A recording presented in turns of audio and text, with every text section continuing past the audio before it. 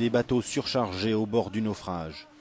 Nous sommes en Méditerranée et avec les beaux jours, c'est la pleine saison de l'immigration.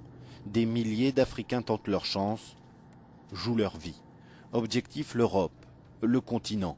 Mais avec les renforcements des contrôles sur le détroit de Gibraltar et au large des Açores, d'autres routes d'immigration se sont développées.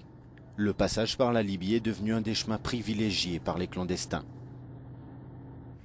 La petite île de Malte se retrouve donc bien malgré elle sur l'itinéraire de l'Europe.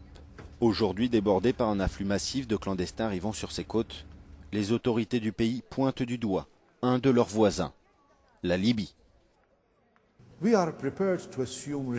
Nous sommes préparés à assumer notre responsabilité dans nos eaux territoriales. Mais l'île de Malte peut-elle aussi assumer la couverture des eaux libyennes ?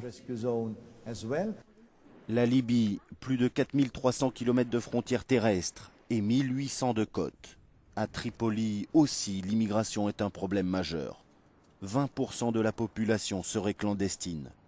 L'ambassadeur libyen à Malte nous a accordé une interview. Dans sa vaste demeure, Saïd El-Shmani nous affirme que la Libye fait ce qu'elle peut, avec les moyens dont elle dispose.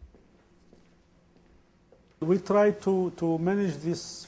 essayons de gérer ce phénomène avec ce que nous avons comme ressources. C'est pour cela que nous demandons à l'Union européenne de nous aider en termes de matériel et d'équipement technique.